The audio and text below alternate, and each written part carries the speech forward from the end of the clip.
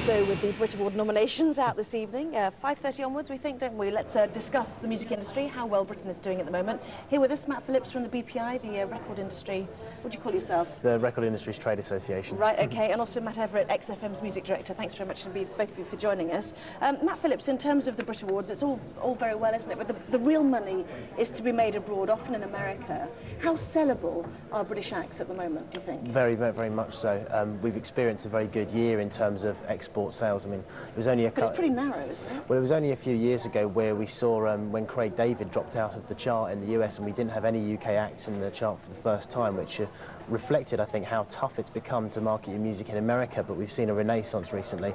Coldplay went straight in at #1 with their return to form with X and Y this year, and also we've seen Gorillaz, we've seen Oasis also perform very, very well in the States. So it's become a much harder market to crack, but there's a real appetite, certainly in America, for the quirkiness and the different kinds of music that you get from British bands, and there's a real appeal to that. But not only in terms of raw sales, but it's more the cultural difference. I think that there's a real Anglophile population out there that are buying British music. I mean, Franz Ferdinand also have done really well in the States last year. We've seen that James Blunt also his albums recently. There's so many strata of American music, though, aren't there? I mean, the industry is so huge; it can exist, and entire radio stations can play genre-type music. Here, we still, by and large, have got traditional stations which try and appeal to quite Catholic taste, don't they? They reach quite a range of music. Yeah, I think the British music buyer is generally more eclectic in their taste. It didn't used to be like that.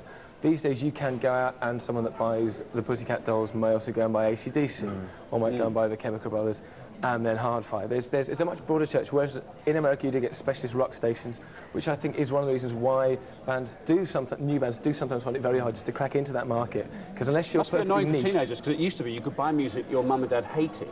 Now you might find your mum actually likes the same band, right? Exactly, you know, the best of the Prodigy went to #1, you know, off sales of kind of 30-something dads who remembered raving to it when they were 17, so the generation has shifted on a little bit. In terms of bands that are up and coming, and I know you spot some of those, don't you, or whatever, in your radio station particularly, could you just have a band that only succeeds through the internet and only sells through the internet without actually signing up to a record label? I think that's impossible, sadly, because the costs of just actually running a band and touring a band are so massively high, especially if But you could start out like that. You could start out like that, and as I say, the Arctic Monkeys did very, very well, you know, and they managed to tour to a certain extent and get a record in the shops, or an EP, in fact, and for it to sell copies. But if you want to reach a certain level, if you want to produce an album in a half-decent studio, you want to get adverts explaining about that album being in the shops. If you want to tour, especially in the States, it costs a massive amount of money to go out there and tour and stay in hotels and travel about. It costs a lot of money, and that's money that in most cases has to come from a record company, or maybe just a publishing company. Maybe this is what might be happening, is that sort of publishing companies are supporting bands as writers before record companies get on board.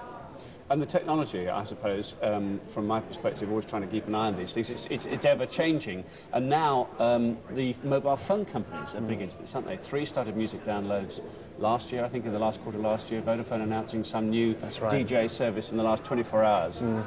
So this is the way it's going to be. The actual handing over a bit of plastic over a counter and paying £5 for it is going to be just gone in a year, isn't it? Well, I think there's a kind of a misconception about what record companies actually do. I mean, selling CDs has been the staple of how record companies make their money, and therefore reinvest that into new artists. But I think that's all beginning to change, as we say, with downloading now taking off. But we've also got, as you say, with mobile delivery, that's a massive, massive revenue stream potentially for record companies in the future.